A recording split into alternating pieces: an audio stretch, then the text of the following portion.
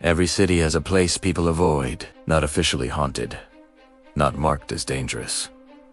Yet somehow, everyone stays away. In this city, that place was an ordinary-looking building, 4 floors, faded white paint, a small, stationary shop on the ground level, and above the entrance, a nearly erased sign.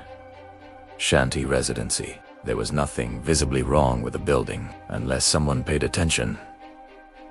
Balconies that were always empty, windows that were always shut, curtains that never moved. At night, sometimes a light would appear, but no one ever clearly saw anyone enter or leave. Locals had a quiet way of describing it. People lived there, but you won't see them.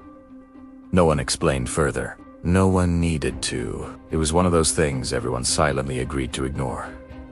Until the day a new tenant arrived. The name doesn't matter, because some stories aren't about names. They're about presence. The man looked completely ordinary. Average height, average build. One medium-sized suitcase. No drama, no noise. The shopkeeper noticed him only once and immediately looked away, as if his eyes refused to focus. The elevator didn't work, so the man used the stairs. 1st floor, 2nd floor, 3rd floor.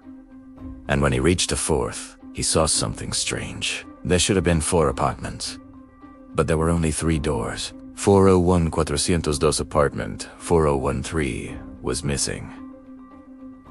Not locked, not damaged, simply absent. The numbering skipped as though nothing had ever been there. The man dismissed it as a construction mistake, unlocked apartment 402. Stepped inside. Everything was unexpectedly clean. No dust, no stale air, no sign the apartment had been abandoned. It looked prepared, waiting. The first night passed normally, so did the second. But on the 3rd night, a subtle sensation interrupted sleep, not fear, just awareness. As if someone was watching. Eyes opened, darkness filled the room. Silence, and in the corner, a silhouette standing perfectly still. A shadow could be explained, except there was no light source, nothing that could cast it. The man blinked. The silhouette vanished. His mind labeled it exhaustion. Nothing more. Morning brought another anomaly, a faint handprint on the bathroom mirror. From the inside, as if touched by someone standing behind the glass. Again, logic intervened. Condensation. Patterns. Ignore it. But the apartment had grown restless. Soft footsteps echoed at random. In the hallway. In the kitchen. Behind closed doors. Whenever investigated, nothing. No source. No presence. Just emptiness. On the 4th night, at precisely 3:26 a.m., a knock. Soft. Polite. Certain. The man checked the time. Waited. Another knock. He opened the door. The corridor was empty, but on the floor lay a folded piece of paper. No footsteps. No movement. Only a single sentence written across it. Wrong apartment.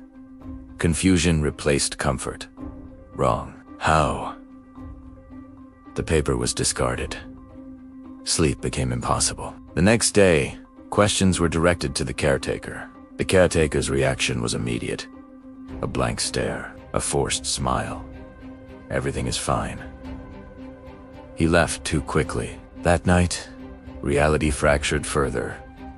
No flickering lights, no dramatic sounds. Only something profoundly impossible. A man was sitting on the sofa.com. Casual, as if he belonged there. All doors had been locked. All windows secured. There had been no sound of entry. The seated figure slowly stood, face obscured. And without visible lip movement, a voice emerged. "You're living in the wrong place." Then nothing. The living room was empty. No trace. No disturbance. Panic fought with reason. Reason lost. Because new evidence appeared. Inside the wardrobe, clothes that did not belong to the tenant, neatly folded, correct size, as though for someone identical. Morning uncovered something worse. Old building documents, original floor plans, 4th floor layout. 4 apartments, apartment 403, clearly existed. On paper, yet in the corridor, no door, no space, only a seamless concrete wall. That night, the tenant decided to leave. Suitcase packed, door locked. Stairs descended. Outside, the shopkeeper stared in disbelief. How did you go upstairs? The question felt absurd. I live there. The shopkeeper's face drained of color. The 4th floor has been sealed for years. Silence thickened the air. The tenant turned slowly, looked up. 4th floor balcony. Dark. Empty. No lights. No signs of habitation. Heart racing, he rushed back inside, climbed the stairs. Reached the 4th floor corridor. 3 doors. Apartment 402 was gone. In its place, a blank wall. Cold. Solid. Untouched. Breathing turned erratic, hands trembling. He touched the concrete. Real, unyielding. And then a voice echoed behind him. Calma familiar now. You're in the right apartment. He turned. A man stood there, fully visible. No shadows. No distortion, and the most horrifying detail, the face was identical. Every feature mirrored perfectly. The duplicate smiled faintly. You were never living here. The corridor fell silent. The figure vanished. No footsteps. No sound. No evidence. And outside, by the stationery shop. No suitcase. No tenant. No memory, as though he had never existed. Yet even now, on certain evenings, the shopkeeper notices something unsettling. A lone silhouette standing on the 4th floor balcony. Motionless. Watching. Waiting. Exactly where no one has lived. For years. For years.